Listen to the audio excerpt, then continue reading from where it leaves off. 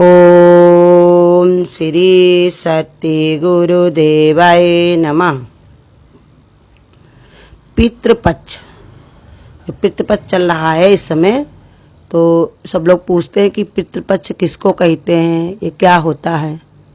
तो यही देखिए, संसार में जो पत्रा बनाए गए उसके हिसाब से पंडित लोग इसको बताते हैं कि जब ये भादों की पूर्णिमा और कुंवार महीने की अमावस्या माने 16 दिन जो होते हैं वो पितृपक्ष के माने जाते हैं। इसमें जिस तिथि को लोग, उनके पूर्वज लोग शरीर छोड़कर जाते हैं या जिनको उस दिन आग दी जाती है, तो उस दिन को ही वो ब्राह्मणों को भोज कराते हैं।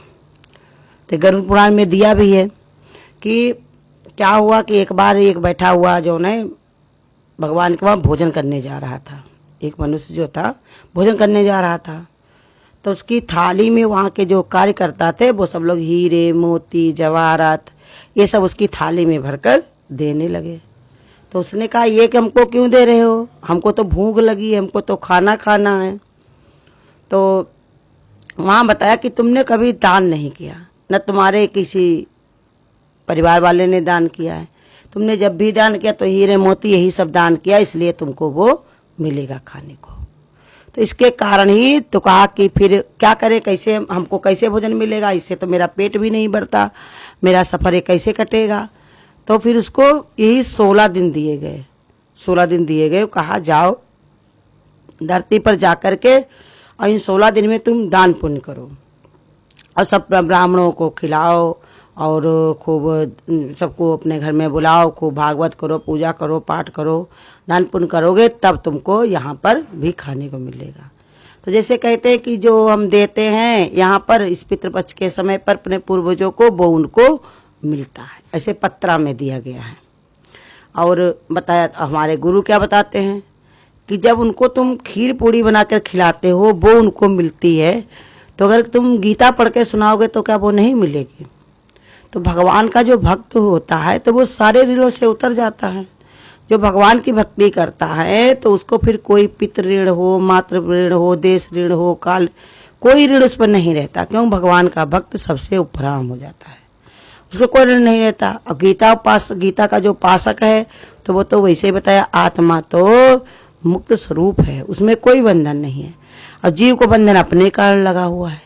किसी के देने न देने से, किसी के दान पुण्य करने से उस तक कैसे पहुंचेगा। यहाँ कहेंगे कुत्ता को खिला दो, गाय को खिला दो, निर्धन को खिला दो, वहाँ पहुंच जाएगा।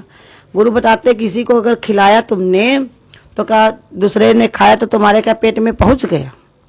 लेकिन कहेंगे यहाँ पर भाव कैसे पत्रा में दिया है, ये संसार की पद्धति है, नियम है, बनाए हुए हैं।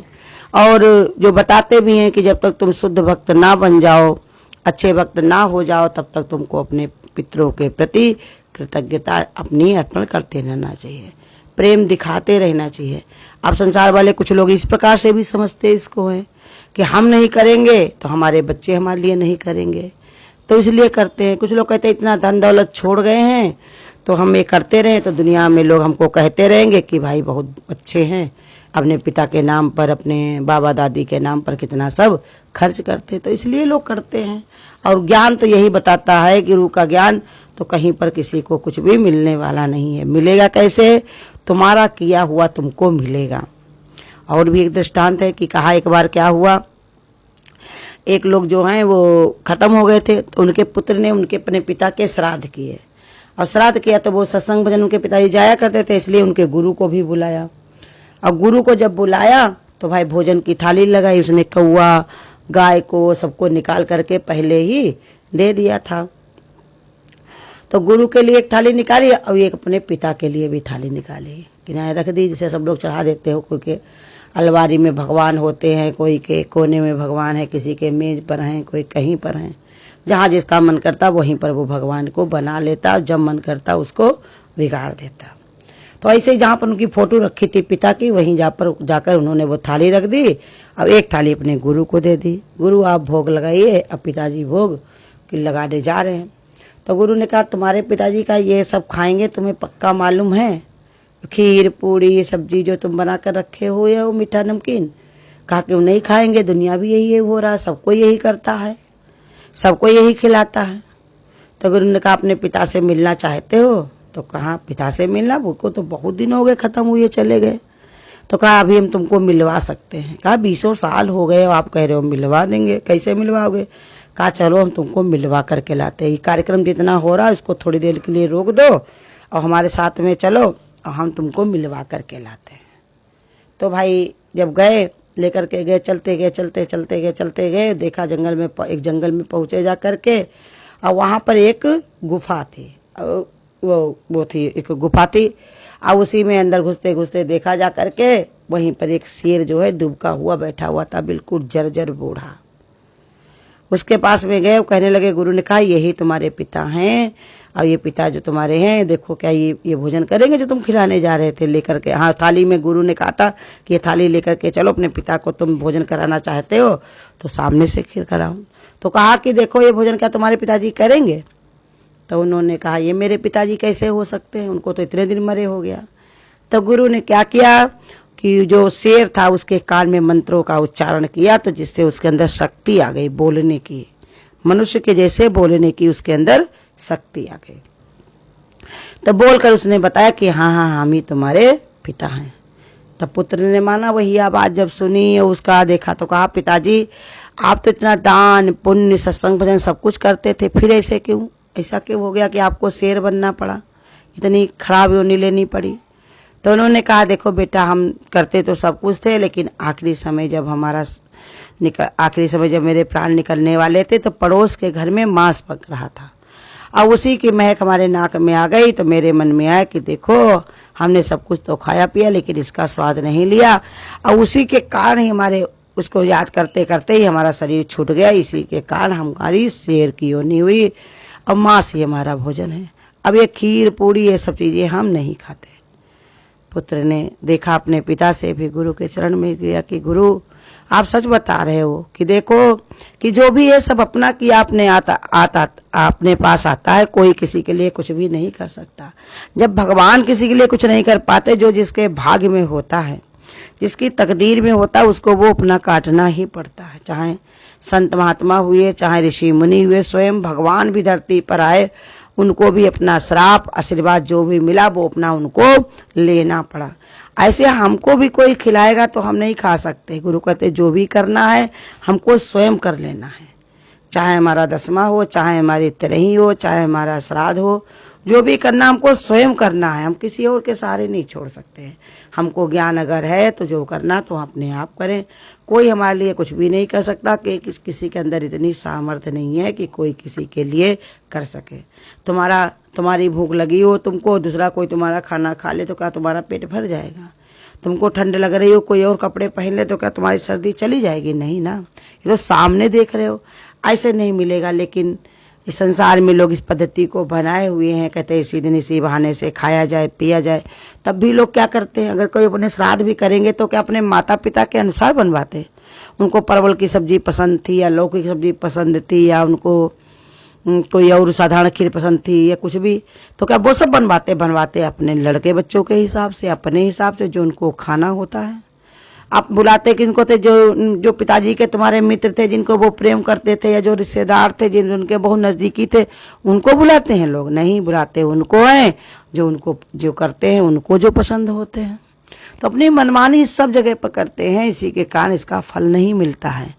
अगर इंसान अगर करना भी चाहे तो भगवान ने बताया कि श्राद्ध एक दिन ही क्यों, रोजाना भगवान का नाम लेकर करो। परमात्मा स्वरूप, हर एक आत्मा परमात्मा स्वरूप है, वो कहीं न जाती है ना कहीं आती है। उनके आचरण को जीवन में धारण करो, जब तक हैं तब तक उनकी खूब सेवा करो। हैं भगवान ने कहा सेवा करो, उनकी आज्ञा के अनुसार चलो, उनको कभी दिल दुखाने वाला काम न करो। यही भगवान ने कहा, पिंड का दान बाद में देने से, बाद में श्राद्ध खिलाने से कुछ नहीं है, सामने जो भी करना है वो करो।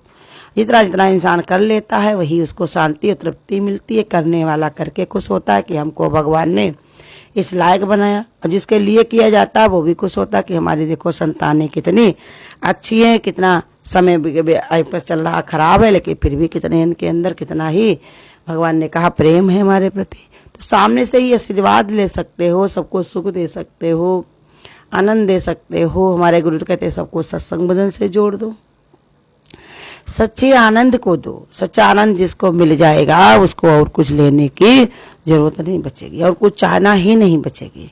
तो इसलिए सच्चा सौदा करो, परमात्मा से प्रीति करो।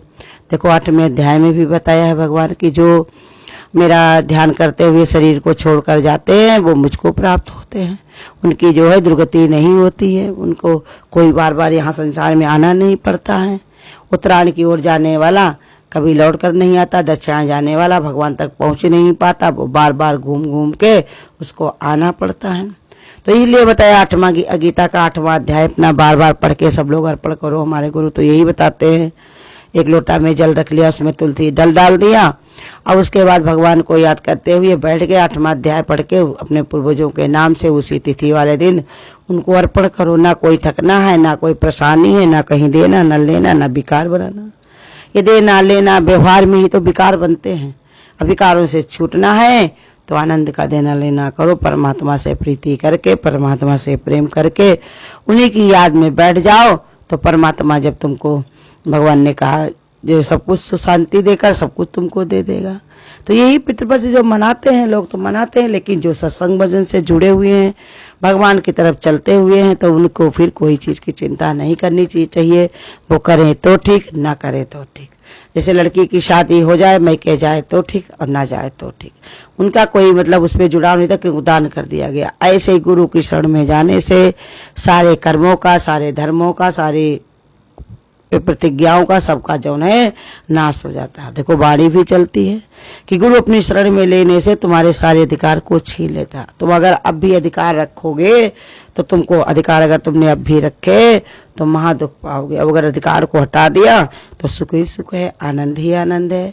क्यों? भगवान की भक्ति में, एक परमात्मा के शरण में आनंद के अलावा दूसरा और कुछ है ही नहीं। हरिओम। अगर आपको आज की वीडियो अच्छी लगी हो तो वीडियो को लाइक और शेयर करना ना भूलें।